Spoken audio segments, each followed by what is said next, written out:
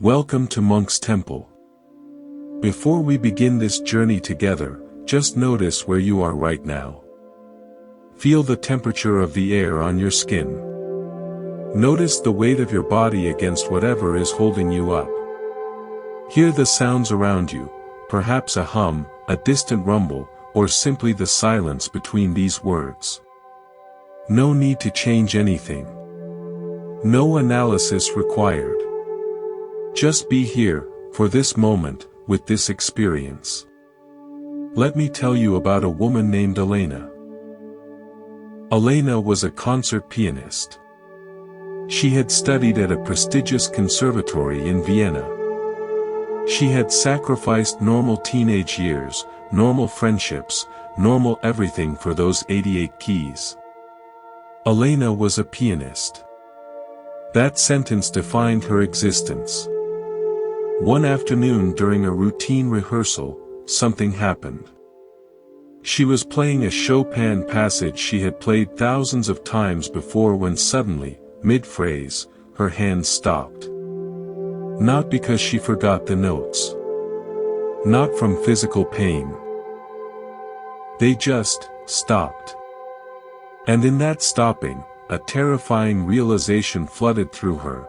She had no idea why she was playing. She had no idea who was playing. For decades, music had been her identity, her comfort, her God. And in that moment, on that piano bench, she felt utterly hollow. The pianist was there, but the person she thought was playing the piano had vanished.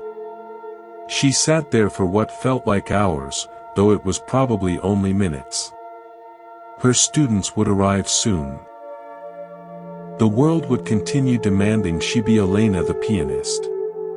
But she couldn't find her. She couldn't locate the her that was supposed to show up. This moment of identity dissolution is what every genuine spiritual tradition points toward. It's what the Buddha pointed toward under the Bodhi tree 2,500 years ago. It's what every therapist encounters when a client finally drops the stories and asks, "But who am I without all of this?" If this idea, that you might not be who you think you are, resonates with something deep within you, please take a moment to subscribe to this channel. This is a space where we explore these questions together. Your subscription tells the algorithms that depth still has a place in our noisy world. Now, let's go deeper into Elena's empty hands. What actually stopped? Her fingers were perfectly capable of continuing. The muscle memory was intact. So what died? The narrative self-stopped. The internal storyteller who says, "I am a pianist, I am playing Chopin, this is who I am," momentarily fell silent. And in that silence, Elena experienced the raw reality of the moment: fingers, keys, sound waves, breath, without the commentary, without the identity, without the me in the middle. This is the core concept we will explore together. It's the same core concept every genuine wisdom tradition has pointed toward, but we will approach it from fresh angles, through stories you won't hear anywhere else. The Buddha didn't present himself as a god. He presented himself as a physician of the human condition. He said, "Here is the disease. Here is the cause. Here is the prognosis, the disease can be cured. And here is the treatment plan." No mystification. Just an invitation to investigate your own experience. The disease is not that you're broken. The disease is that you have mistaken a temporary configuration of experiences for a permanent, solid self.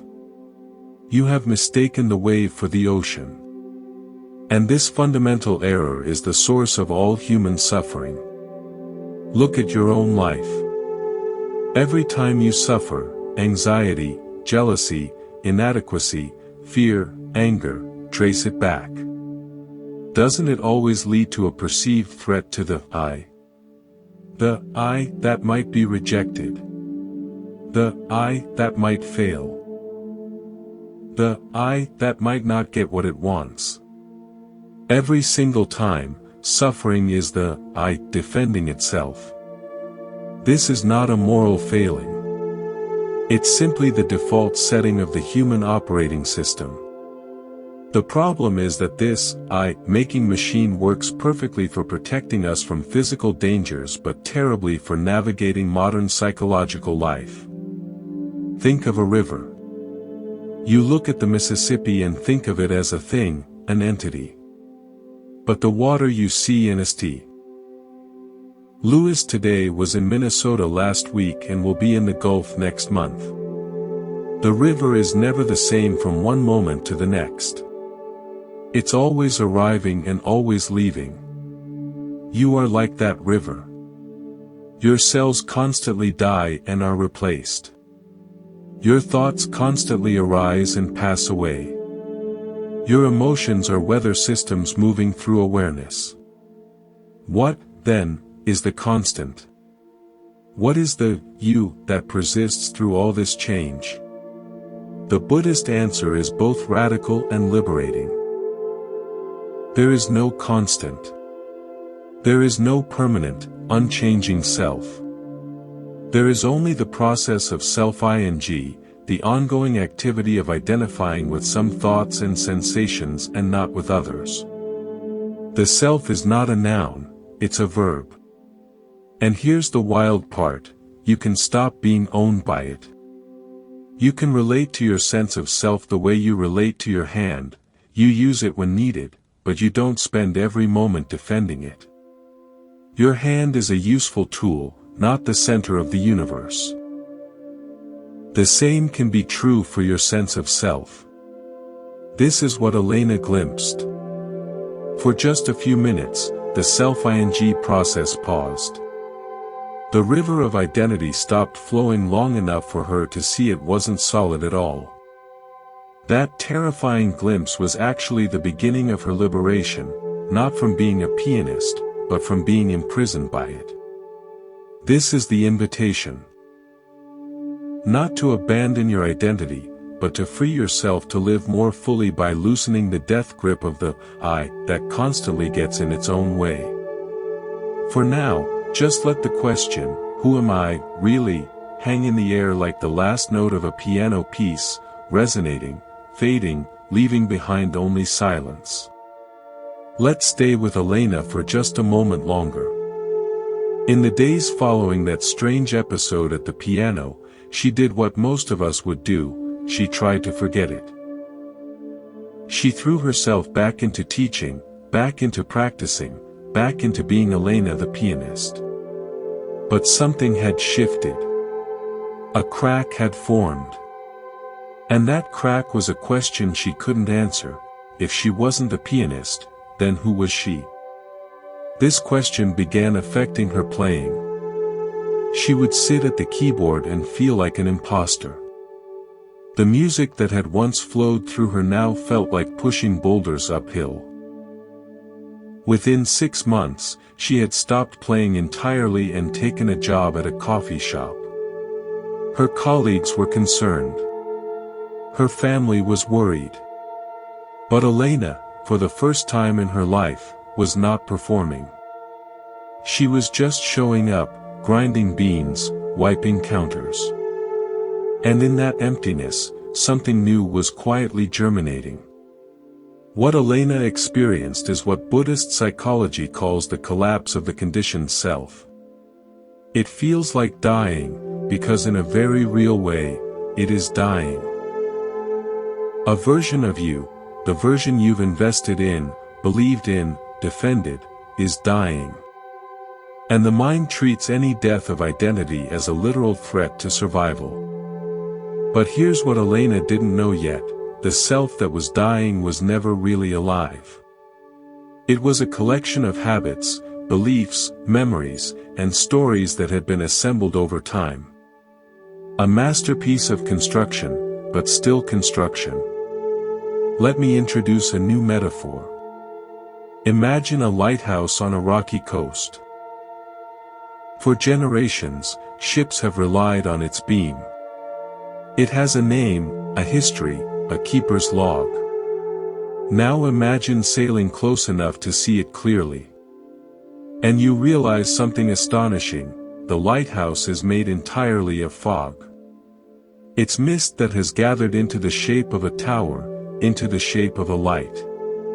But when you reach out to touch it, your hand passes through. The lighthouse that has guided so many ships, that seemed so solid, so permanent, it was never solid at all. Just vapor, temporarily arranged. This is your sense of self. It seems solid. It seems permanent. It has a history, a name, a personality. But when you look closely, when you try to grasp it, you find nothing solid. Just thoughts arising and passing. Just sensations coming and going. Just memories that change every time you recall them. All of it, vapor. The Buddha's great discovery was not that the self doesn't exist. He discovered that the self doesn't exist the way we think it does. It exists as process, not as entity. It exists as verb, not as noun. It exists the way a river exists, the way a flame exists, the way a fog lighthouse exists, as a temporary pattern in a field of constant change. Modern psychology now confirms this. Psychologists speak of the narrative self, the story we tell ourselves about who we are.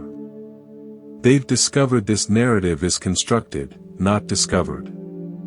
Your brain is not a video camera, it's a novelist, filling in gaps, creating coherence. And you believe this novel. You suffer when the story takes a bad turn. You celebrate when it goes well. You defend it against anyone who challenges it. But what if you're not the protagonist? What if you're the one reading the book, and you've just forgotten you're the reader, not the character? A friend named James discovered this in a very ordinary way. James was a financial advisor. His identity was wrapped up in being the analyst who could see what others missed.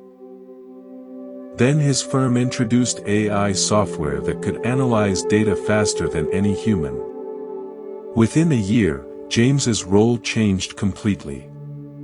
The skill he had built his identity around was suddenly obsolete. He went through a dark period.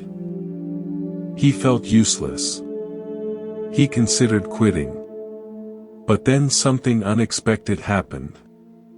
Freed from being the analyst, he started actually listening to his clients. Not just to their financial goals, but to their fears, their hopes, their stories. He discovered he was good at this, really good. The software could analyze numbers, but it couldn't hold a hand. It couldn't look someone in the eye and say, "I understand why you're scared." James didn't lose his identity, he outgrew it. The old self, the analyst self, died. But what emerged was not nothing. What emerged was something more flexible, more human, more real. He could use his skills without being used by them. This is the pattern. The self dies many times in a life, if we let it. Every transition, every loss, every failure is an invitation to let a version of ourselves go. But we usually fight it. We cling to the old identity the way a child clings to a favorite blanket, even when it's threadbare. We'd rather suffer with the familiar than risk the emptiness of not knowing who we are. The Buddhist path is training in letting go.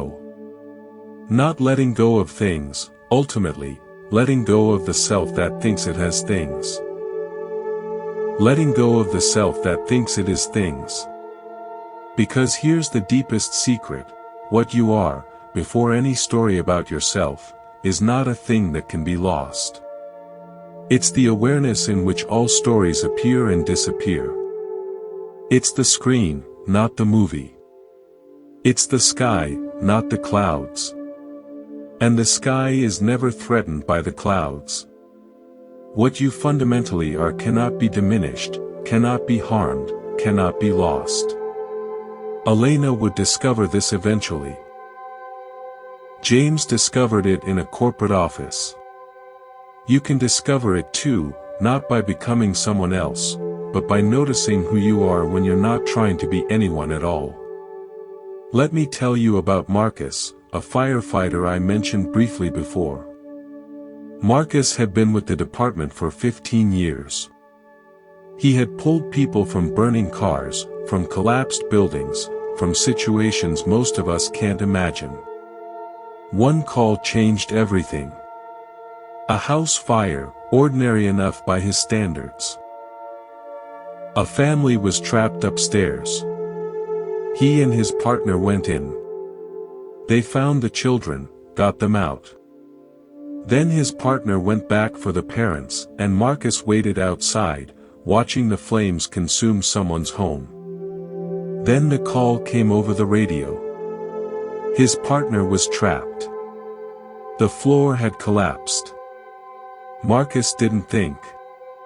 He didn't strategize. He just moved. He went back into that burning house, found his partner pinned beneath a beam, and somehow lifted it just enough for them both to get out. Later, at the hospital, Marcus was asked how he did it. How did he find the strength? He couldn't answer. He said, "I didn't do anything. There was no me in there. There was just the situation. I was just part of what was happening."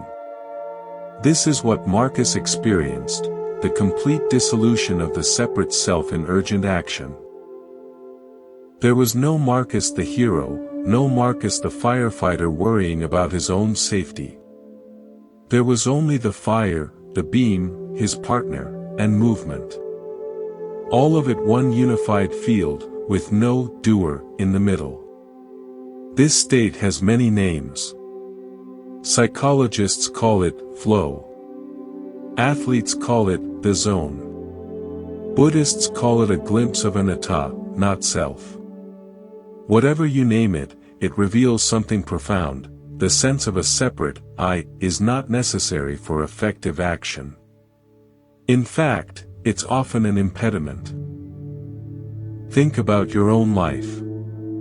Have you ever had a moment where you were so completely absorbed in something that the sense of me temporarily vanished? You weren't thinking about yourself.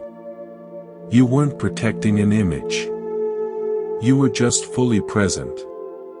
And wasn't that moment, paradoxically, the most alive you've ever felt? This is the great paradox the Buddha pointed to. The self we spend our lives protecting is precisely what stands between us and full aliveness. The more we try to become someone, the more we feel like no one. But when we relax the grip of self-making, what's revealed is not nothingness but fullness, a vibrant presence that was always there, hidden behind the noise of me. Let me give you another example, this one from a woman named Priya. Priya was a therapist with a thriving practice. She helped people work through trauma, anxiety, relationship problems.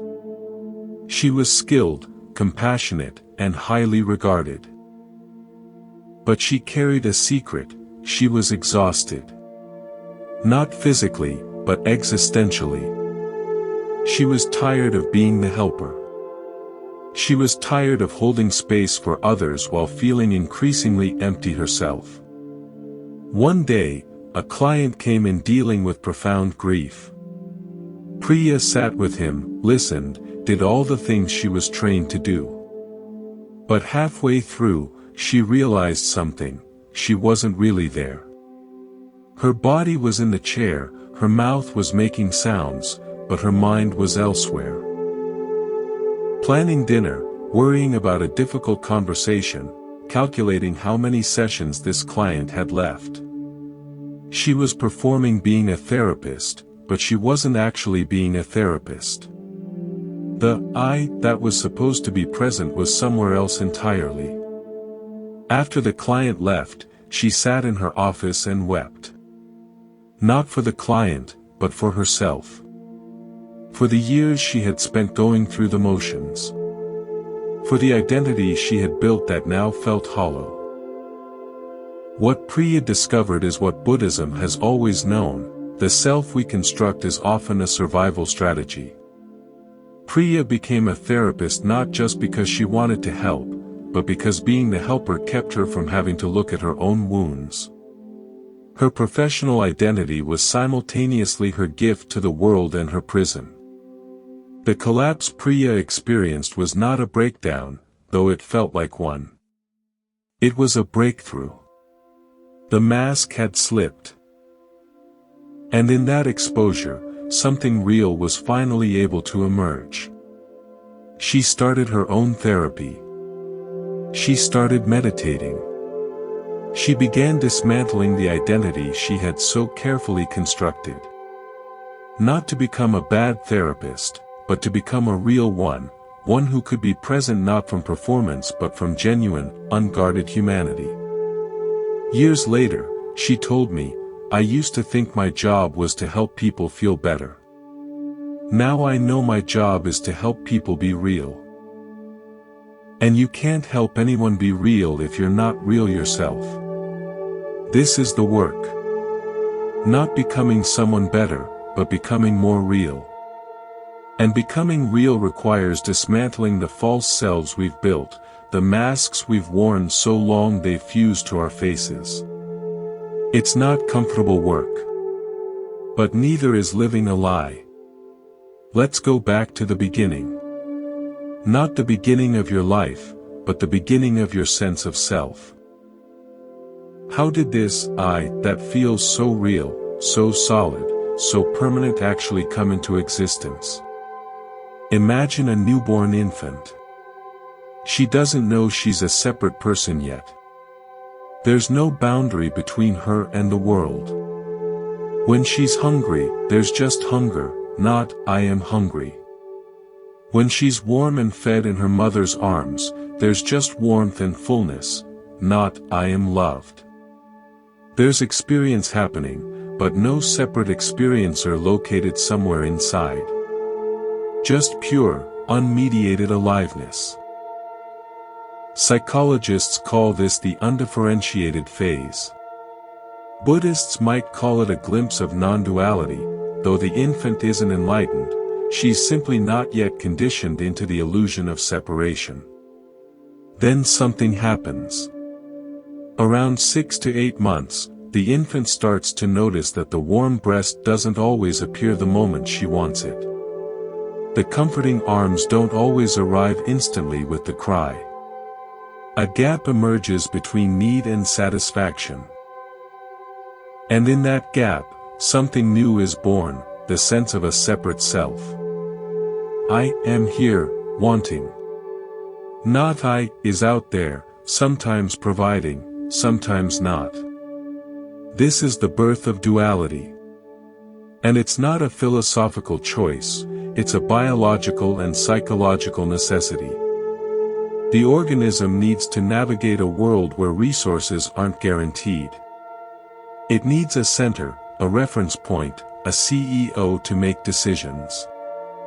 The self is born as a survival mechanism. Now here's what's crucial to understand. This survival mechanism, this self, is not a thing. It's a process. It's something the brain does, not something the brain has. Every moment, your brain is constructing a sense of self from the raw materials of sensation, memory, and anticipation. It's like a movie projector constantly running, projecting the illusion of a solid, continuous me onto the screen of awareness. But if you look closely, if you pay attention with the kind of careful attention we're cultivating here, you start to notice the seams. You notice that the you who woke up this morning is not exactly the same as the you who's listening to my voice right now. Thoughts have come and gone. Emotions have shifted. Sensations have flowed through. So where is the constant? Where is the solid self that persists through all this change? A woman named Catherine once came to me after a meditation retreat. She was frustrated. She said, "I've been meditating for years, and I still don't feel enlightened. I still get angry. I still get anxious. I still have a self. What am I doing wrong?" I asked her, "Who is it that's getting angry?" She looked confused. "What do you mean?"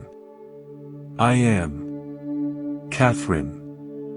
I asked again, gently. "But who is Catherine? Is Catherine the anger? Or is Catherine aware of the anger?" She sat with that for a long moment. Then something shifted in her face. She said, "Oh. The anger comes and goes. But the awareness that notices the anger, that doesn't come and go. That's always here. This is the distinction that changes everything. The self, the collection of thoughts, emotions, memories, and preferences, is constantly changing. It's a process, a flow, a river. But that which knows the self, that which is aware of the flow, that's something else entirely. That's not a process. That's not changing. That's the screen, not the movie. That's the sky, not the clouds. The Buddhists call this siddha, the mind's essential nature, which is pure knowing, pure awareness. It's not something you have, it's something you are. Or rather, it's what you are before you are anything else.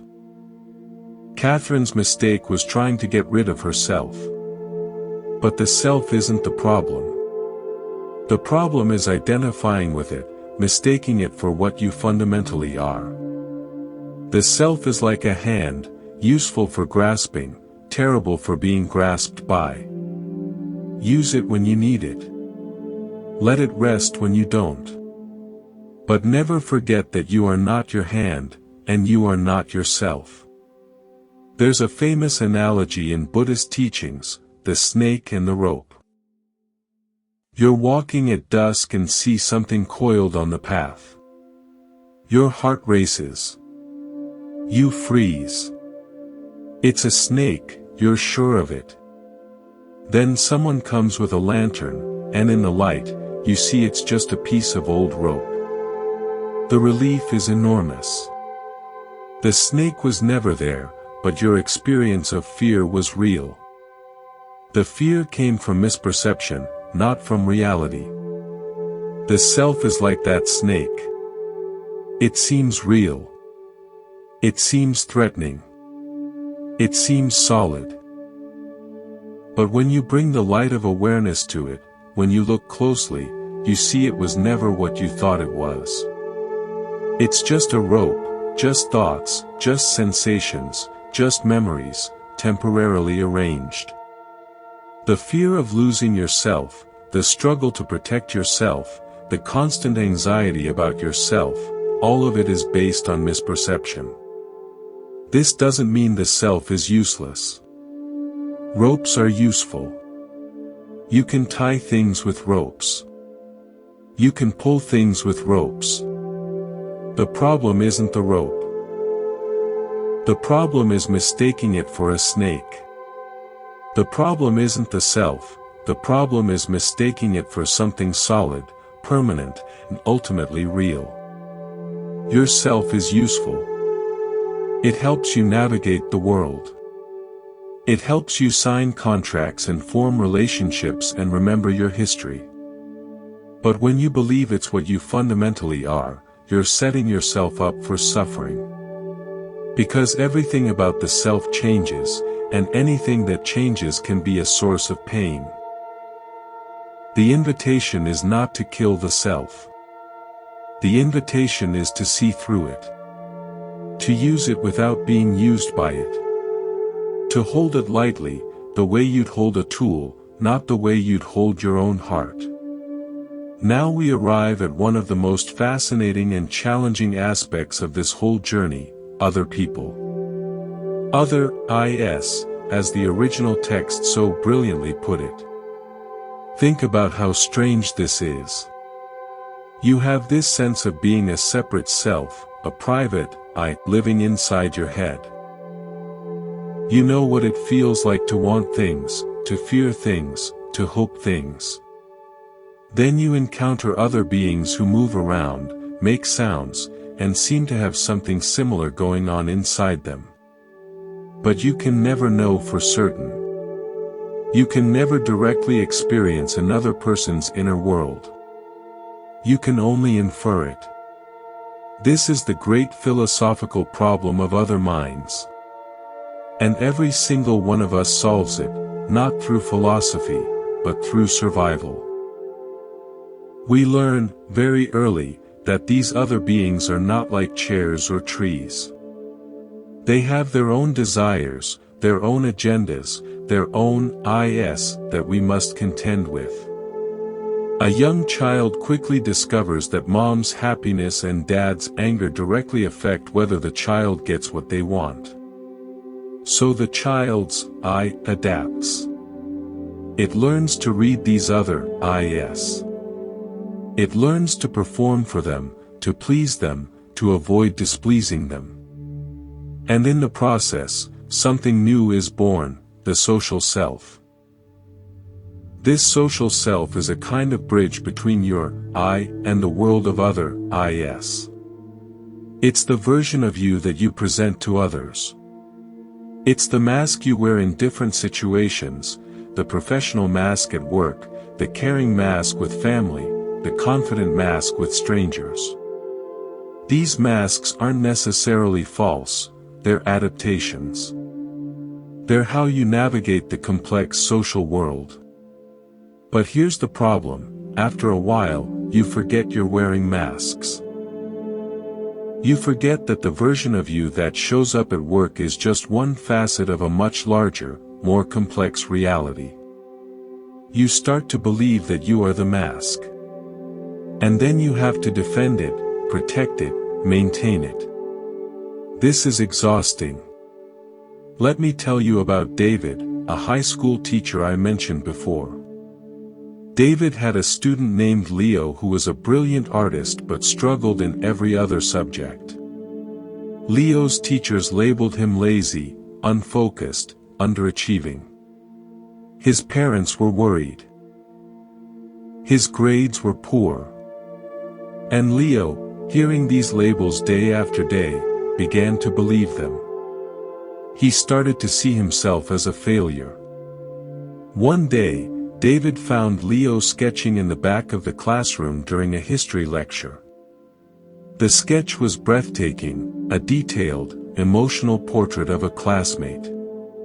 David didn't scold him. He just said, "Leo, you have a gift. You see people. That's rarer than calculus." In that moment, a different other David, reflected back a different image. He didn't see a lazy student, he saw an artist. This single genuine reflection cracked Leo's internal narrative. He started spending lunch in the art room.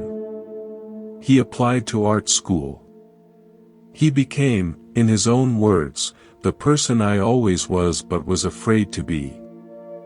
This story shows the immense power of other is. They are not just people we interact with, they are mirrors in which our sense of self is constantly being reflected, shaped, distorted, and clarified. We spend enormous energy trying to control these mirrors, trying to get them to reflect the image of ourselves we want to see. We call this seeking approval, building a reputation, being liked. But it's all just the I trying to manage the other is to maintain its own fragile sense of solidity. Now here's where it gets even more interesting. The Buddha took this analysis much deeper. He said that other is are not just mirrors for ourself. They are the very ground in which our self is cultivated. The self doesn't exist first and then encounter others. The self and others co-arise. They depend on each other. Without others, there is no self. Think about it. If you were alone on a desert island with no possibility of ever encountering another human being, would you have a self in the same way? You might have preferences, sensations, thoughts. But would you have an identity? Would you worry about your reputation? Would you compare yourself to others? Would you feel proud or ashamed? None of that would exist, because all of it depends on the mirror of other is. This is what Buddhists mean by dependent origination. Nothing exists in isolation. Everything arises in dependence on conditions.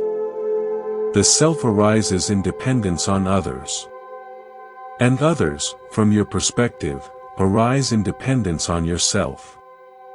It's a mutually arising dance, with no independent dancers anywhere to be found. A woman named Rachel discovered this in a painful way. Rachel was a people pleaser. She had built her entire identity around being helpful, agreeable, and liked. She couldn't say no. She couldn't express anger. She couldn't risk disappointing anyone. Her self was completely constructed from the reflections she received from others. Then she went through a divorce. Her social circle shifted. Many of the people she had worked so hard to please were no longer in her life. And Rachel fell apart. Without the mirrors to reflect her, she didn't know who she was. She had spent so long being what others wanted that she had never developed a sense of self that could stand on its own. Rachel's collapse was painful, but it was also an opportunity. For the first time, she had to ask, who am I when no one is watching? Who am I when I'm not performing for anyone? Who am I beneath all the masks? These questions led her to meditation, to therapy, to a long and difficult process of self-discovery. And what she found, eventually, was not a new, improved self to replace the old one. What she found was that beneath all the masks, beneath all the people-pleasing, beneath all the constructed identities, there was simply awareness, awake, present, and completely free of the need for any mirror at all. This is the final stage of the journey with other is. First, we're merged with them, not knowing ourselves as separate. Then we separate and learn to navigate them as objects. Then we learn to see ourselves in their mirrors and become dependent on their reflections. And finally, if we're lucky and we do the work, we learn to see through the whole dance, to use the mirrors without being enslaved by them, to relate to others without losing ourselves, to love without needing to be loved in return. Not because we become cold or detached, but because we finally know who we are beyond all reflection. And from that place, we can meet others not as mirrors to manage, but as fellow travelers on the same mysterious journey. Let's talk about something that might feel uncomfortable. Let's talk about how your worst experiences become your greatest teachers. This is one of those truths everyone nods along to but few actually live into. We prefer the idea that suffering has meaning to actually sitting in the middle of our suffering and letting it teach us. We want the lesson without the pain, the wisdom without the wound. But that's not how it works. Think about your own life for a moment. Think about the top 5 most difficult experiences you've lived through. The heartbreaks. The failures. The losses. The humiliations. Now ask yourself, who would you be without them? Would you have the same depth? The same compassion? The same ability to sit with someone else in their pain? Probably not. The self you think you are, the identity you carry, is actually carved by suffering the way a canyon is carved by water. The water doesn't create the canyon by adding something, it creates it by removing everything that isn't the canyon. Suffering works the same way. It removes everything that isn't truly you. I knew a man named Thomas who learned this in the hardest possible way. Thomas was a successful surgeon. He was respected, wealthy, admired. He had built a life that looked perfect from the outside. Then he was diagnosed with a rare neurological condition that slowly robbed him of the fine motor control his work required. Within 3 years, he could no longer perform surgery. His career was over. His identity was shattered. Thomas went through a dark period. He was angry, depressed, bitter. He withdrew from friends. He stopped answering calls. He spent days staring at walls, mourning the person he used to be.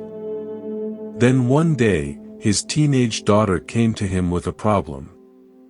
She was struggling with anxiety about exams, about college applications, about the future. She was paralyzed by fear of failure. And Thomas, in his bitterness, almost dismissed her. But something stopped him. He looked at his daughter and saw not just her anxiety, but the fear behind it. And he realized he understood that fear now in a way he never had before. He said to her, "You know what? I failed. I failed completely.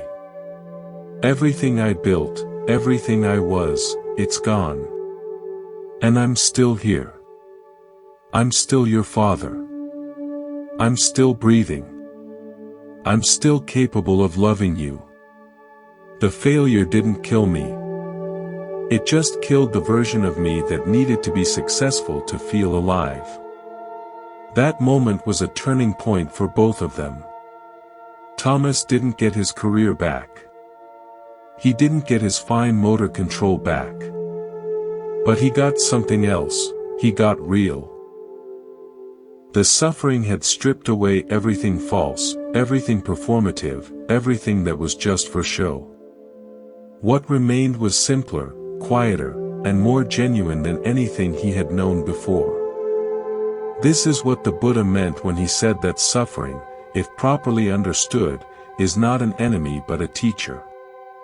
The first noble truth isn't pessimism, it's diagnosis. There is suffering. Yes. And here's the cause, clinging. And here's the prognosis, it can end. And here's the path. The Eightfold Path. Suffering is not the end of the story, it's the beginning of the story, if you're willing to let it teach you. But most of us aren't willing. We run from suffering. We numb it with entertainment, with substances, with busyness, with positive thinking. We treat pain as a mistake, as something that shouldn't be happening, as a problem to be solved rather than a truth to be faced. The Buddhist approach is radically different. Suffering is not a mistake. It's an inevitable part of a life that includes attachment. The question is not how to avoid suffering, the question is how to relate to it wisely. How to let it open you rather than close you. How to let it teach you rather than harden you. Let me give you another example, this one from a woman named Anita. Anita was a lawyer, a high-powered litigator who prided herself on never losing. She was brilliant, aggressive, successful. Then she lost a case she should have won. Not just lost. Lost badly. The client was furious. Her firm was embarrassed. Her reputation took a hit. Anita spiraled. She couldn't sleep. She couldn't eat. She replayed the trial over and over in her mind, finding every mistake, every moment she could have done better. She became obsessed with the loss, defined by it. One night, unable to sleep at 3 a.m., she started writing. Not legal arguments, not case strategies, but just writing, pouring onto the page everything she was feeling. The shame. The fear. The anger at herself. The despair. Page after page, night after night, she wrote. After a few weeks, she looked back at what she had written. And she noticed something strange. The early pages were full of self-flagellation, full of, I should have, I could have, I'm such a failure. But the later pages were different. They were quieter. They contained observations, not just reactions. They contained questions, not just accusations. Somewhere in the process of writing, something had shifted. Anita later told me, I thought I was writing to get the pain out. But really, I was writing to meet myself for the first time. The loss stripped away my professional identity, and in the emptiness, I found someone I'd never met before. Not a better lawyer. Just a person. A person who could lose and still be okay. This is the gift of suffering when we don't run from it. It strips away the false. It reveals what's real. It teaches us that we are not our successes, not our failures, not our identities, not our stories. We are something else entirely, something that can witness it all, survive it all, and remain fundamentally untouched. The Tibetan Buddhist teacher Chogyam Trungpa called this, the genuine heart of sadness. Not depression, not despair, but a kind of tender openness that comes from letting suffering do its work. A willingness to be touched by life, even when life hurts. A willingness to let the canyon be carved. This doesn't mean seeking out suffering or glorifying it. Suffering will find you without any help. The question is what you do when it arrives. Do you close? Do you run? Do you numb? Or do you stay present, let it teach you, and allow yourself to be carved into something more real? Let's explore another paradox. Getting what you want is the surest road to disappointment. This sounds like pessimism, but it's actually just clear seeing. Think about the last time you really wanted something. A promotion. A relationship. A possession. An achievement. Remember the energy of that wanting? The anticipation. The fantasy of how different life would be once you had it. Now remember what actually happened when you got it. Was it what you expected? Probably not. There was probably a moment of satisfaction, maybe even joy. But soon enough, the newness faded. The promotion brought new stresses. The relationship brought new challenges. The possession became ordinary. And pretty soon, you were wanting something else. This isn't a flaw in you. It's a flaw in the strategy. The strategy says, get what you want, and you'll be happy. But the strategy fails every time, because happiness that depends on getting what you want is happiness that depends on conditions. And conditions always change. A man named Robert learned this lesson in a particularly vivid way. Robert was a collector. Not of anything specific, just a collector. He collected watches, cars, art, wines. His home was a museum of his acquisitions. He loved the hunt, the chase, the moment of acquisition. But he noticed something disturbing. The moment after he acquired something, his interest immediately began to fade. The watch he had pursued for months would sit in a drawer. The car he had dreamed about would gather dust in the garage. Robert came to me and said, "I feel like something's wrong with me. I get what I want, and then I don't want it anymore. I'm never satisfied." I asked him, "What do you think satisfaction would feel like?"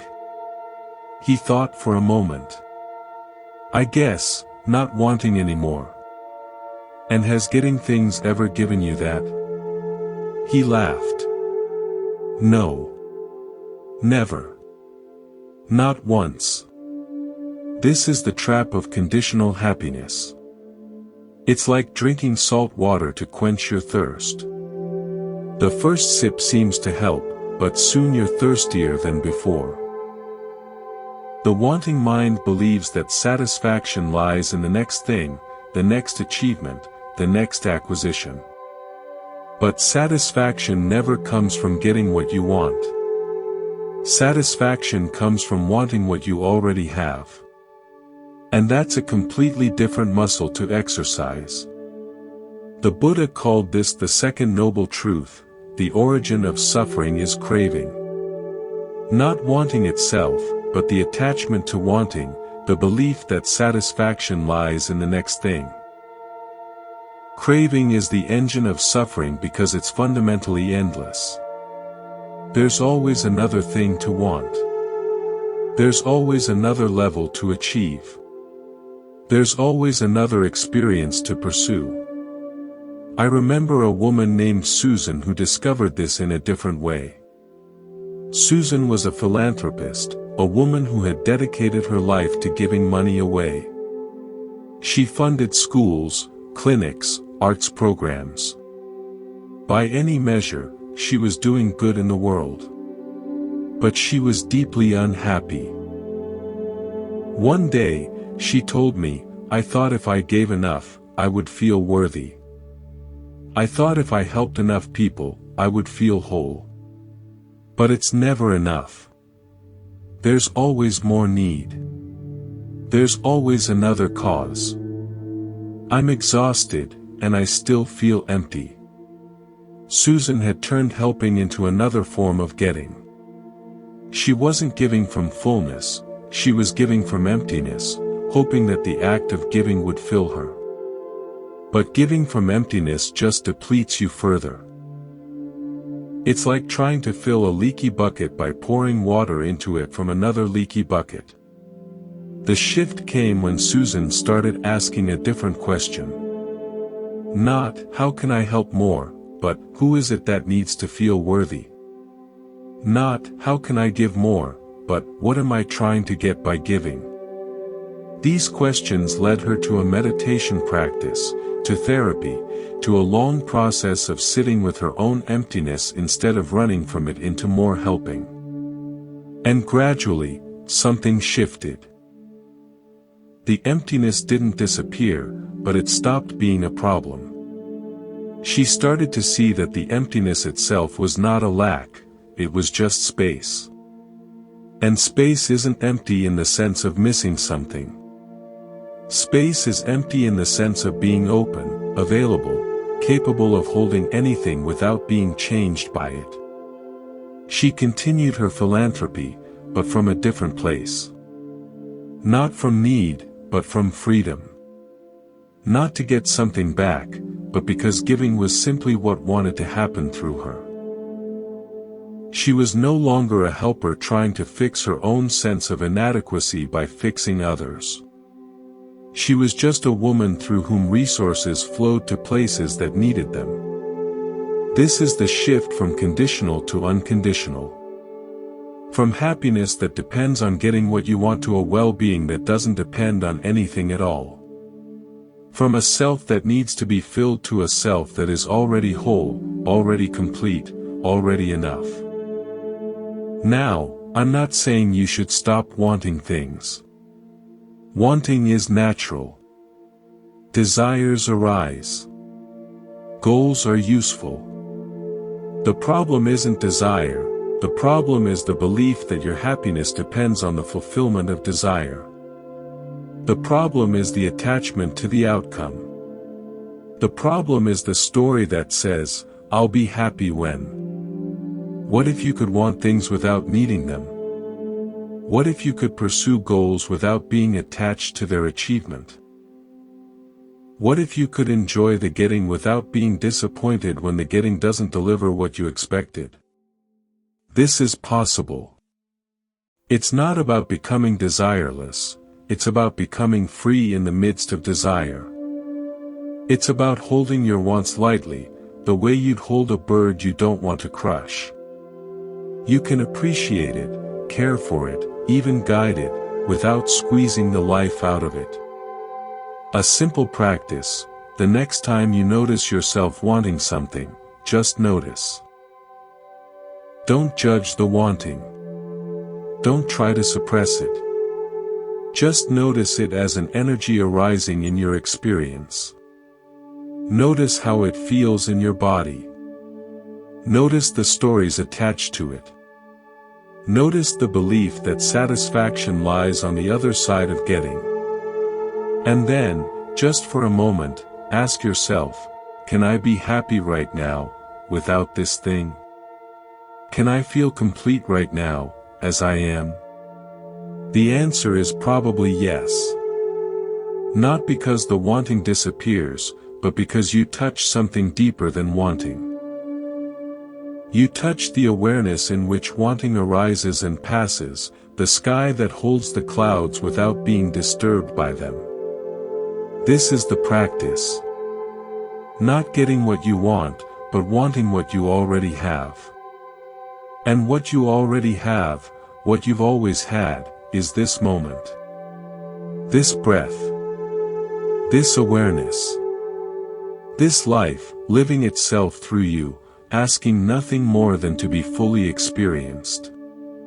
We've been exploring the nature of this I that seems so real, so solid, so permanent. We've looked at how it's constructed, how it interacts with others, how it suffers, how it seeks. Now let's ask the question that changes everything: what happens when this I is seen through?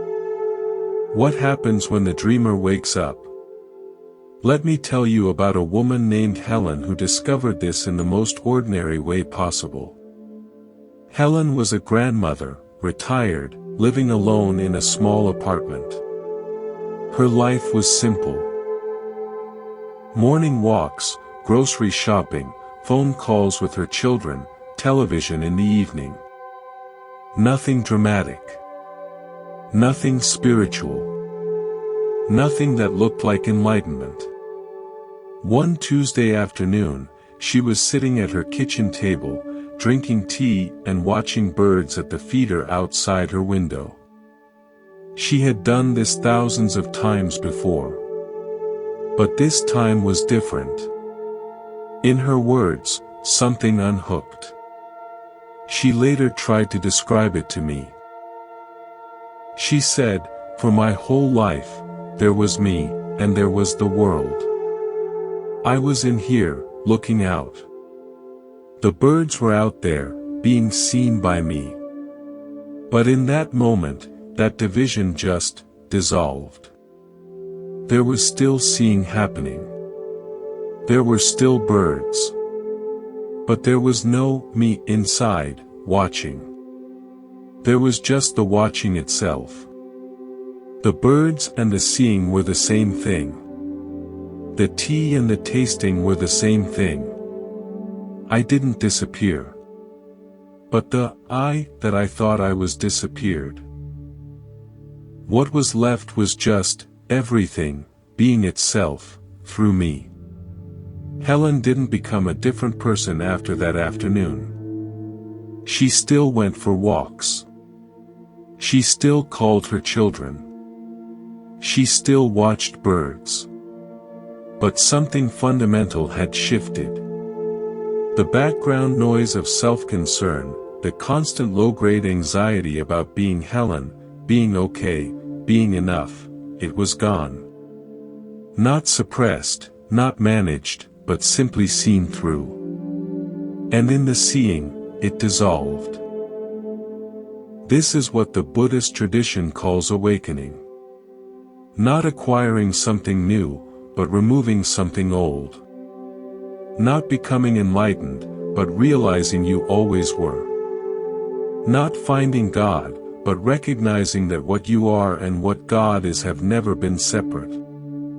The great Zen master Huangpa put it this way: the mind is originally unborn and imperishable. It is completely without form or characteristics. It is like the void. It cannot be said to exist or not to exist. It is utterly without limits or boundaries. Yet it is right here, always available, in the midst of all your ordinary activities. Helen's experience at the kitchen table was not special. It wasn't reserved for monks in caves or saints in monasteries. It was available to a grandmother drinking tea on a Tuesday afternoon.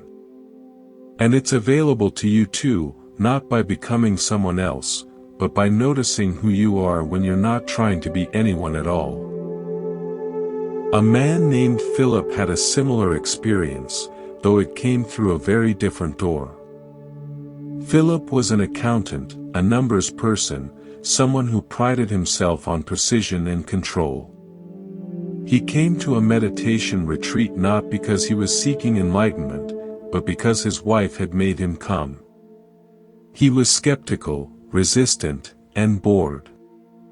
On the third day, during a walking meditation session, something happened. He was walking slowly across a lawn, paying attention to the sensations in his feet. Left foot, right foot, left foot, right foot. Boring, tedious, pointless. And then, suddenly, he stopped being the one doing the walking. There was just walking happening.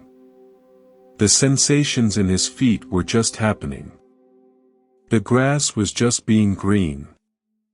The sun was just being warm.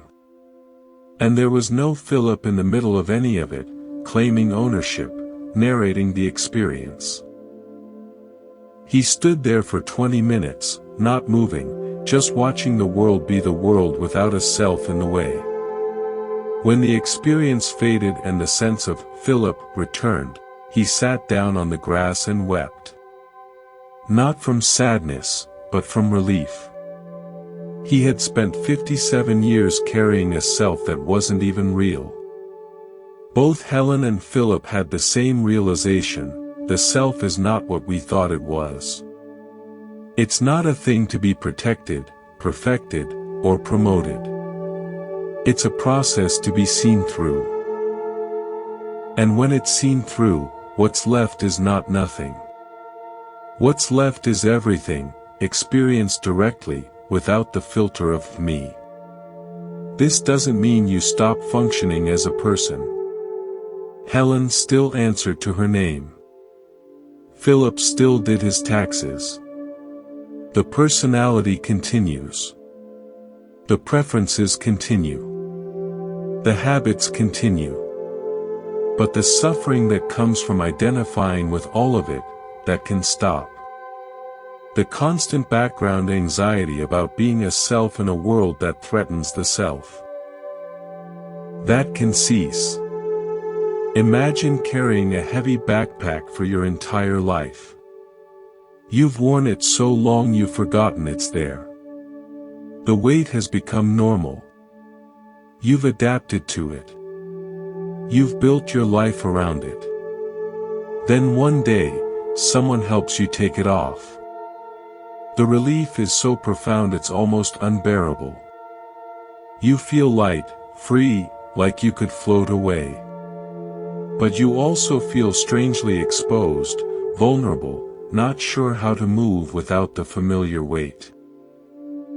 This is what awakening feels like at first. The weight of self is lifted, and it takes time to learn how to walk without it. But eventually, you discover you can move more freely than ever before. You can engage with life more fully because you're not weighed down by the constant project of being someone. The invitation is not to wait for a dramatic experience like Helen's or Philip's.